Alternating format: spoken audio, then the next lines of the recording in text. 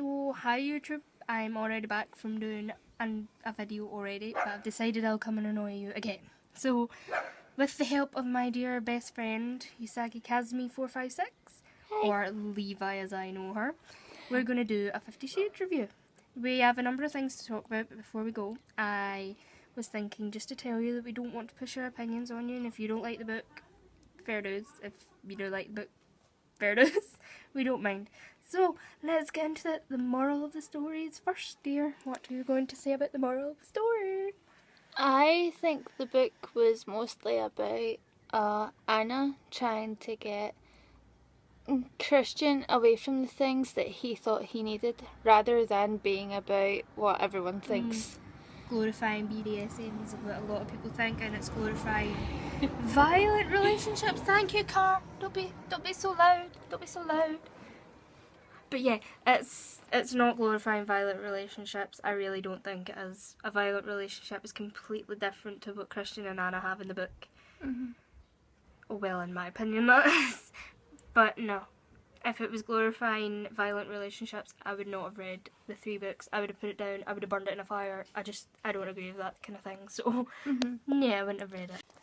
So, smart ass Usagi Kazumi here decided to press the back button on my phone, so YouTube Capture decided to die on me. So, this will be an added clip. I don't know how that's going to transition. It might not be so smooth. It actually might be really weird, but we try.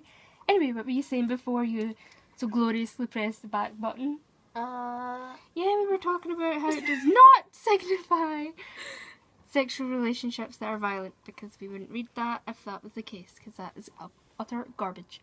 I think the moral of the story is just how love changes people. Doesn't matter what kind of love it is. Could be parents' love, could be obviously girlfriend, husband, wife kind of thing. But it obviously changes Christian as he decides that he doesn't want that lifestyle anymore and begins to transition into a normal lifestyle and begins to leave his childhood behind, which is really good. So, favourite book? My favourite book is somewhere between the second and third one, and my least favourite is the first one. My least favourite is probably the first one, because, yeah, she did that thing at the end, which I'm not going to spoil for anyone who hasn't read it, but she did that thing at the end. It really frustrated me, and it probably frustrated you as well. After everything, you're just not expecting that. Were you expecting that? I wasn't expecting it. I threw the book in frustration because I was not expecting it. It was so bad.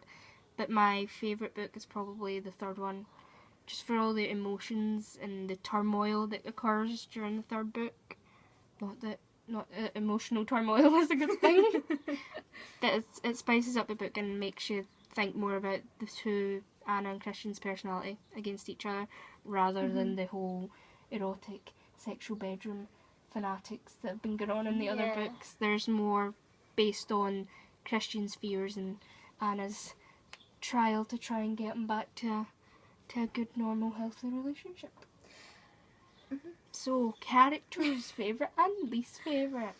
That varies depending on the books. My favourite character in the first book was Anna, because I felt she was an easy character to understand and to get into the perspective of.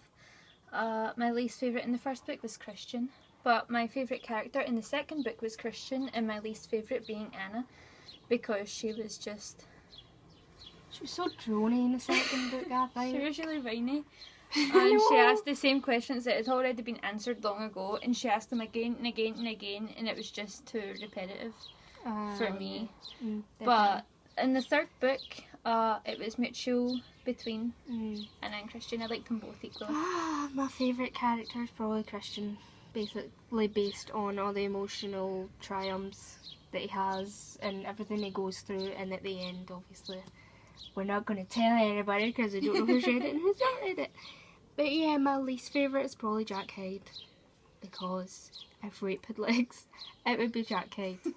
Jack Hyde was such a horrible character, but he was a good character to put into the books because it signified that people can sexually abuse you in work as well, and it signifies also that although some colleagues may actually be headstrong, be able to just get on with their lives and not allow their bosses or higher up in their business to do that to them, there's colleagues that would just put up with it out of fear or anything else that's going on in their life, and I just think it was a good character to put in the book, but it was a horrible character at the same time. I just didn't like him. I hated him. So, the whole Twilight thing, relationship between Twilight and 50 Shades. Okay, for people that don't know, 50 Shades was originally supposed to be a Twilight fanfic, so that's why we're comparing 50 Shades to Twilight. To me, it's really obvious which characters are supposed to be which characters in Twilight. You can really tell the similarities between the characters in 50 Shades and the characters in Twilight. Yeah. Every character they meet in 50 Shades is a character in Twilight, and that's really transparent to me. I'm not so like sure on each character, but I'd definitely say that obviously Anna and Christian are supposed to be Bella and Edward, and I'd say that Kate is supposed to be your Alice. Definitely. No, I'm sure Kate's supposed to be... It could be. I'm not a big Twilight fan. Who is the blonde girl? The sister? With the blonde Rosalie. hair? That's Kate. Alice is Maya. And then like the rest. See, I would say that, but then again, Rosalie does like pure dislikes Bella. Like, pure dislikes her. So I would say Kate's more Alice, because Kate is like, she's like a big sister type, dead protective, but at the same time best friend. So I was like, she probably fits Alice's profile more.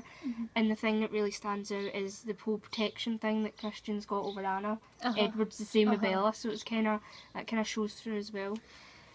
We're comparing the Twilight books because the movies are like... The movies are crap. The movies are nothing like the books at all. If you're a Twihard, I am so sorry, right?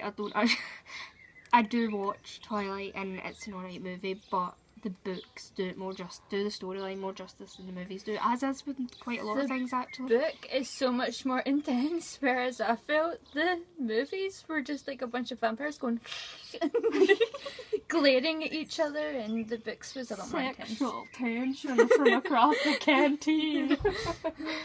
They were good films for one time watches, but it's not my kind of thing, and I don't think it's Levi's kind of thing either. We're going to say what we expect from the movies, because as you all know, the movies are coming out on Valentine's Day next year. I was hoping they'd move it actually back, since they said they finished filming quite early, but it's alright if you've got to wait. I mean, good things come to those who wait. For people that don't like the whole sexual perspective, there's going to be a movie that's going to be very... not dirty and explicit, but they're going to make a clean version as well, where it won't be as apparent in the movies. I'm going to see the dirty version, not because I'm a dirty person, but just, I think the sex, even though people just dislike the sexual part of it, I just believe the sex is a part of the story, and to have the story of Christian and Anna, you need the sexual turmoil as well, because there was a lot that transitioned. Obviously Christian was Anna's first. If I ruined that, I'm so sorry. But obviously Christian was Anna's first, and it's just showing the whole loss of innocence in not an older woman, but as you know, today's society is very teenage sex driven.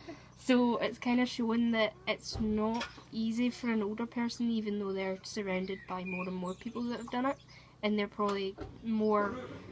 I don't even know if they are more intelligent about it, but they maybe are because of their surroundings, and it just shows you that they're still nervous as well as we are, and they still have morals between quite a lot of things. Don't want to just give it away to anybody.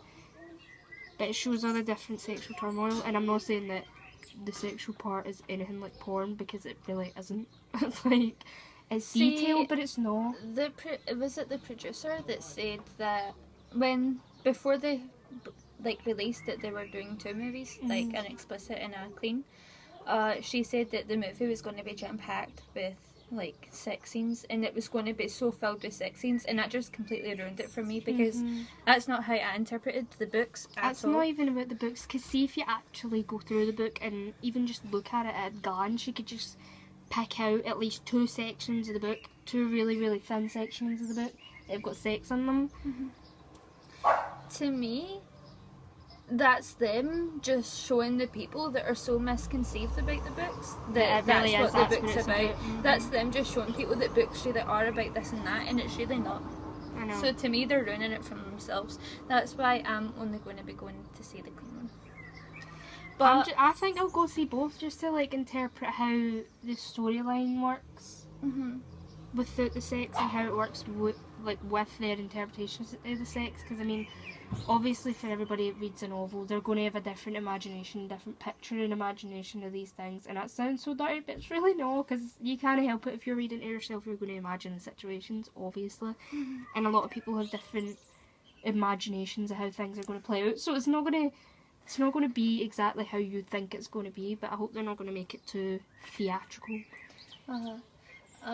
There's so much I want to say on characters in this movies. The I movie wanted characters. Wait, I wanted so badly Chase Crawford to play Christian. He would have been so perfect. I wanted And Matt when Bomer. Oh. Chase Crawford actually auditioned for Christian, and I don't know if it's true or not, but I read in an article that they laughed at him in his audition and said that it was like that he should have auditioned for Anna and stuff, and they were making fun of him and stuff, and that made me so angry, because he would have been such a Here's something worse. Do you know people say that Matt Bomer was just a no-no for Christian because he is gay? Mm-hmm. Have you seen his scenes in White Collar? See, have you seen What to Expect When Expecting? Yeah. Right, see Chase Crawford in that? Mhm. He's just... he's so Christian, and if you look at pictures of him on the red carpet and stuff, and he's wearing like the grey suits and stuff, it just makes me think like that's Christian grey, and I know. Oh, it makes me so sad. I think that I just really wanted Matt Bomer to play. It's not because personal preference or anything. I just think he's got that look. He's got that Christian look. Chase Crawford has got the look, and he's got the acting skills, and he would have just been so perfect for Christian Grey. I don't know why they didn't choose him. The gay thing really irritated me though when they said that Matt Bomer shouldn't play him because he's gay. Like, that's so irritating, because all Matt Bomer ever plays in his films is straight people. And like he's had full blown steamy sex scenes in White Collar more than once with ladies.